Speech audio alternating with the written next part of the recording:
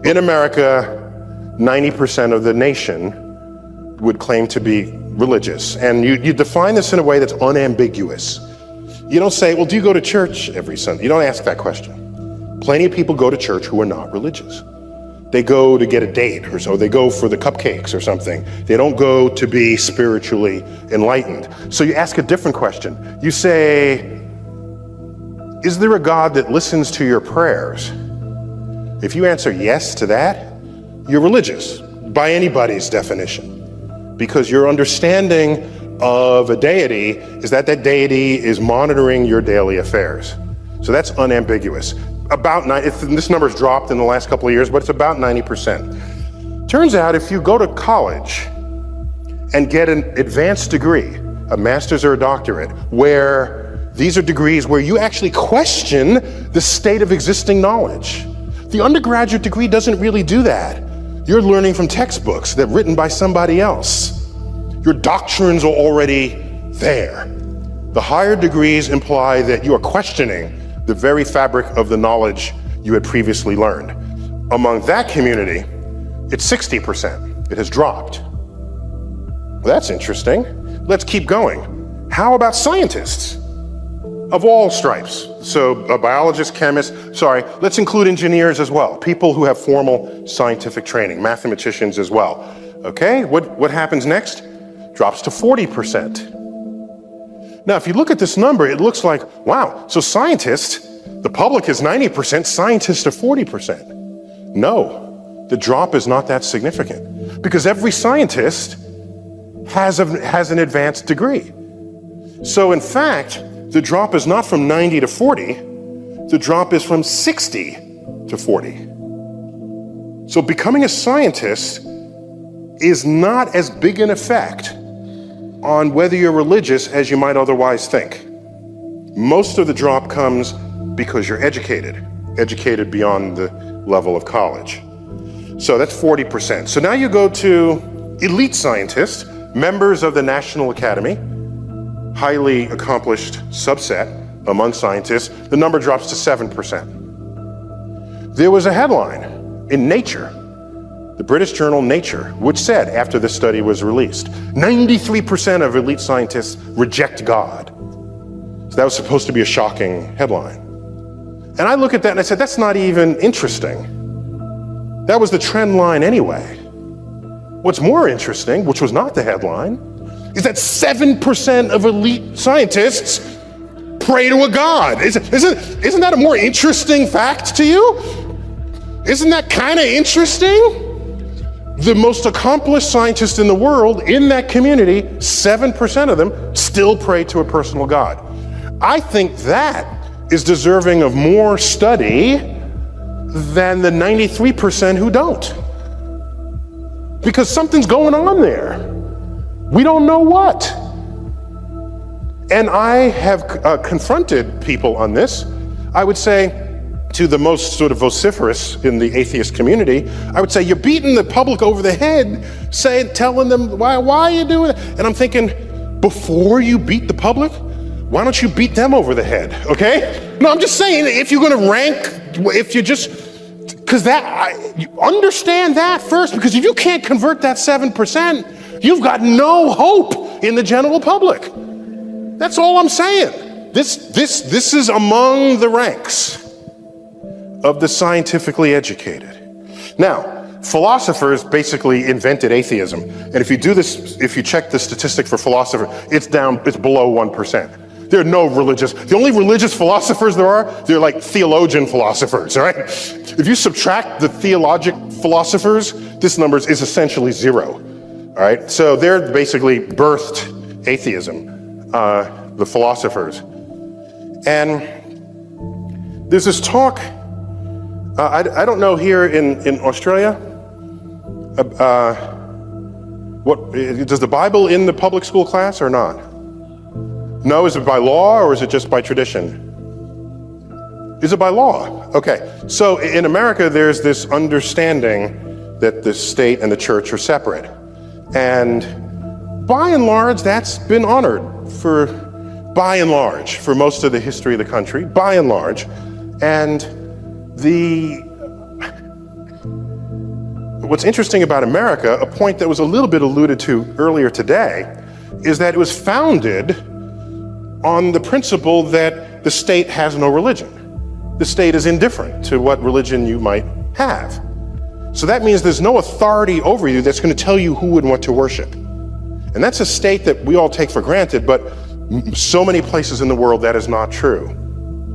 Well, there's a case in New Jersey where a middle school kid was lectured to by the history teacher in a public school, and the history teacher said, if you don't accept Jesus as your Lord and Savior, you are going to hell. There's a little Muslim girl there, said you are already damned to hell. First point. Second, that Noah had dinosaurs on his ark. Third point he made is that Big Bang and evolution are just theories and you can take them or leave them. So, I don't, like I said, I don't get into these. I just don't.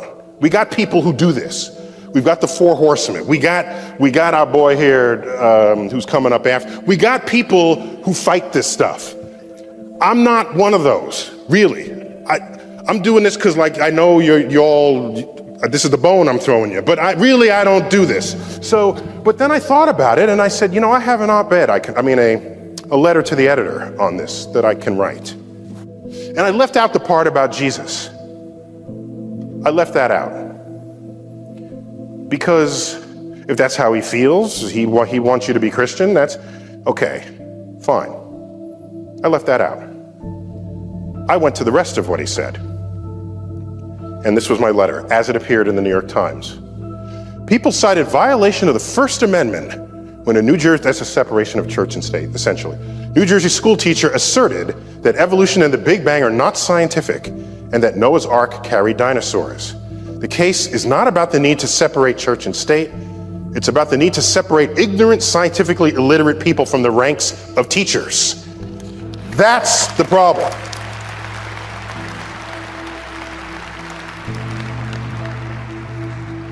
If he wants to believe Jesus is his savior, that's not synonymous with being scientifically illiterate, because 40% of American scientists pray to a personal God. What is identical with being scientifically literate is that if Noah was a human being, he did not have dinosaurs on his ark, because humans and dinosaurs did not coexist, all right? Every one of those scientists knows that, even the 40% who pray to God. So this is how I've sort of split the kingdom there. Then you get the billboard wars. Okay, this was fun. Big Bang Theory. You got to be kidding. God. All right. So this goes on. This is what we put up with. All right. So then then there was like, let's come back. Praise Darwin, evolved beyond belief. Freedom from religion founded. So the billboard wars are in progress here. There's some people who are like okay with God and okay with sort of how things evolve, so they ride the fence. So here's a bumper sticker: the Big Bang Theory, God spoke and bang, it happened, you know? So they're excited about both God and the Big Bang. But then we had this idiot back in May, Judgment Day. Did this Judgment Day stuff reach below the equator? Jeez, okay. Yeah, it was. Now the good thing is unlike other predictions, like Jesus will come one day, this had a date, okay? You could test it. This was like easy to test. You just sort of wait around for it, all right? So, now it turns out that May 21st was only the day Jesus was supposed to show up. The actual end of the world is October 21st. So the end of the world is still to come this year. This is directly from the website. So I had to tweet. So this is May 21st. So on May 21st or May 20th, I tweeted this: if Jesus actually arrives May 21st, it'll be easy to convince skeptics. If he doesn't show up, do the faithful become atheists? That was my question. Now, in a Twitter stream, it's a live conversation with complete strangers. Everybody depositing their 140 characters worth of thought. So here this is. There was a huge reaction to that tweet.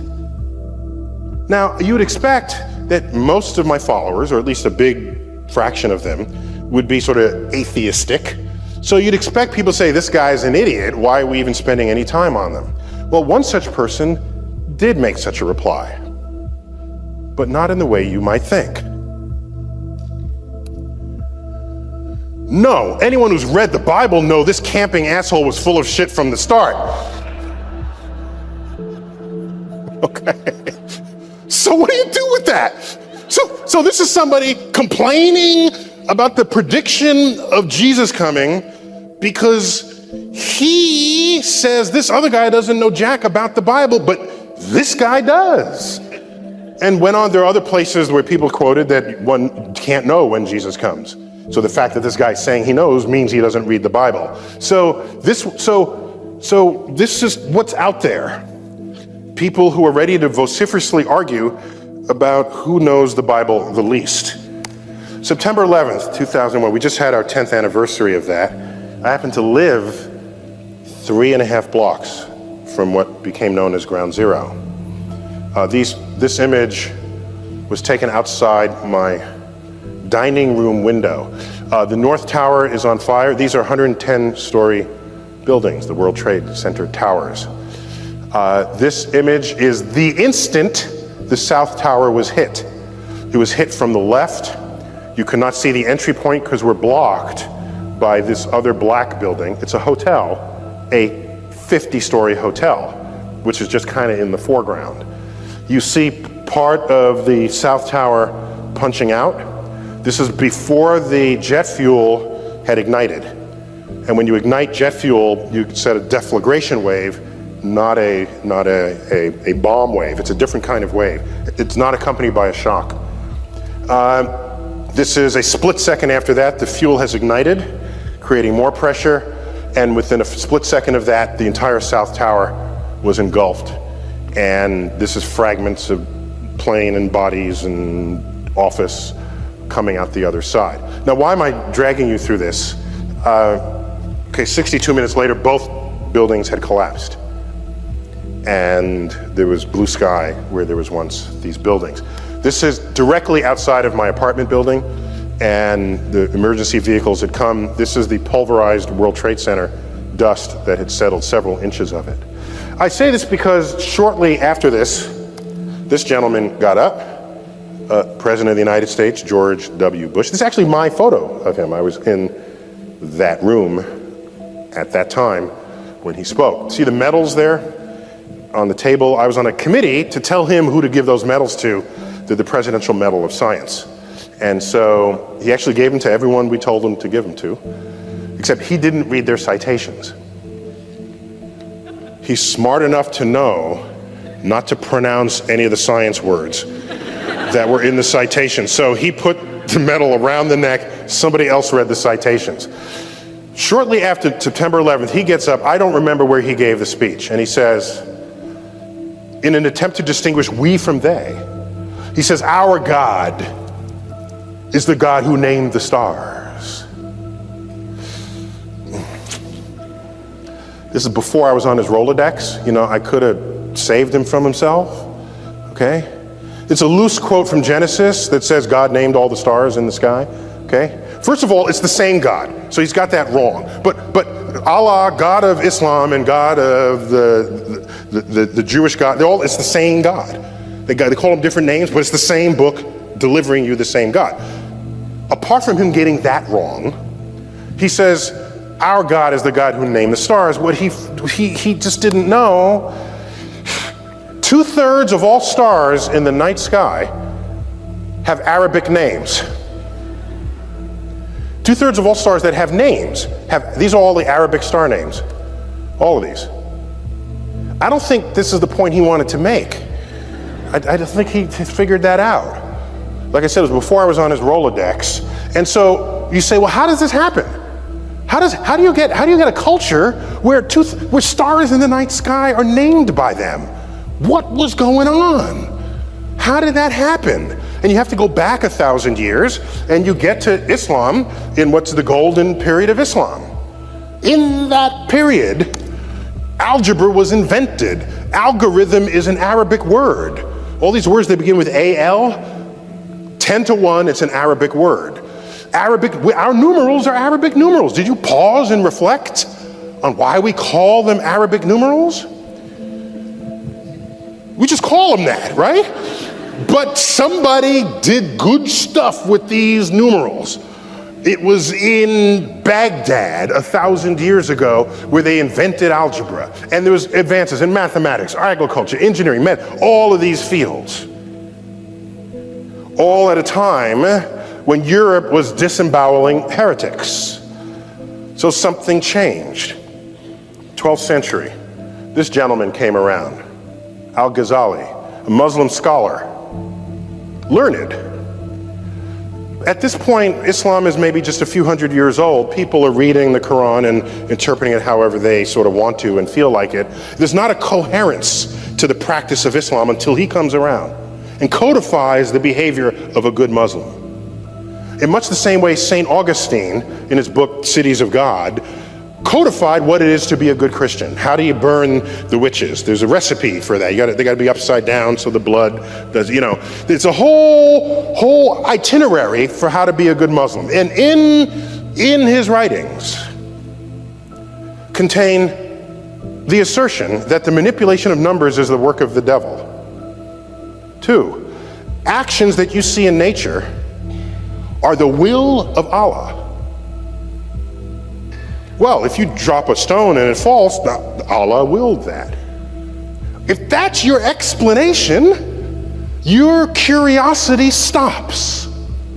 You combine everything happening in nature being the will of Allah to the manipulation of numbers being the work of the devil, and the entire enterprise of that golden era collapses. Now, historians, when they look at that era, they say, well, the Mongols came and so historians think of the world in terms of wars and kings. They think less about it philosophically, about intellectual movements or the absence thereof. Islam rose again after this period, didn't have science associated with it. No new inventions in math. You look at the period of Islam in Spain, the period where the great Alhambra was built. There is no attendant science going on there. It's done, it's gone, and it is a cost that exists to this day. There is 1.3 billion Muslims in the world today who are not participants on the frontier of scientific discovery. What's the best measure of this? Just check out the Nobel Prizes. I tallied them, okay? How many Jews have won the Nobel Prize? In the sciences, here they go. 25% of all Nobel Prizes in the sciences are won by Jews. How many Jews in the world? About 15 million, tops? 15 million?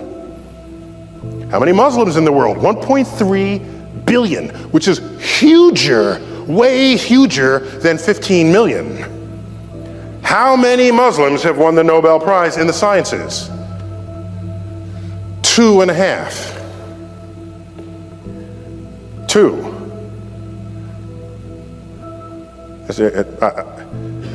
I can't bring myself to call economics a science. I'm sorry. I just can't. I've tried. I've really tried. I'm sorry. That's how many. And the physics one was a Pakistani physicist, not a Middle Eastern physicist. So, Jews have 50 times the number of Nobel Prizes. They're 1/80th of the population of the Muslims. It's 4,000 times the impact. I lose sleep every night wondering how many secrets of the universe lay undiscovered because 1/7th, what's the population? 1/6 of the population of the world is not a participant on the exploration frontier. What thoughts have gone undreamt of?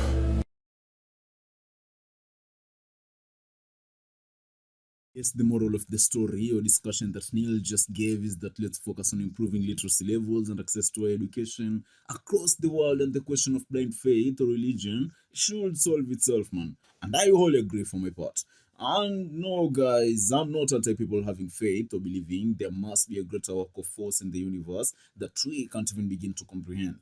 Scientists call it physics, others call it a higher being, whatever, man. What I wholly disagree with, however, is organized religions like Christianity, Islam, and etc., man. I can actually confidently say that throughout the less than 2 millenniums that these religions have been mainstream, they've done more harm than they've helped anyone, man, in terms of oppression, lives lost, and etc. Try changing my mind in the comment section and let's argue it out, man. Even in this day and age, man, the number of people in regions like my home country who elect a politician that's clearly morally bankrupt simply because they identify as a strong Christian is baffling and disturbing. And when these politicians go on to make their lives a living hell inevitably in every sense of the word, these people still fail to own their mistakes, and you'll usually hear something along the lines of, "He can fool us, but he can never fool God, so we leave it up all to God." And not to forget, when the next election cycle rolls around, if the corrupt candidate just aligns himself or herself with the country's religious leaders, you can rest assured he'll be elected again by the same people. You can't make this kind of stupidity up, man. And it's a trend you'll find across sub-Saharan Africa, man. I don't know about other regions around the world, so I won't really talk. I understand the importance of religion in societies, from the social cohesion it fosters to the emotional and spiritual fulfillment it offers a lot of people, and people grieving. But humans still hurdle these before organized religion, when people subscribe to ever-evolving faiths as the world around them changed, not sticking to wild doctrines laid out in books written by so-called religious leaders who didn't even understand the basics of germ theory, man. Anyway, also, before you leave, guys, I'd like you to remind you guys that I'd really like your help with supplying basic school materials to some of the most impoverished kids across Kenya. Even a single dollar, man, could go towards changing a kid's life. And isn't that just amazing, man? So, I'll highly appreciate whatever it is that you can spare. And you can make the donations through the PayPal link in the description in the channel. It's the first link immediately after you open the description section. Otherwise, thanks a lot. I hope you... And with these politicians, what I wholly disagree with, however, is that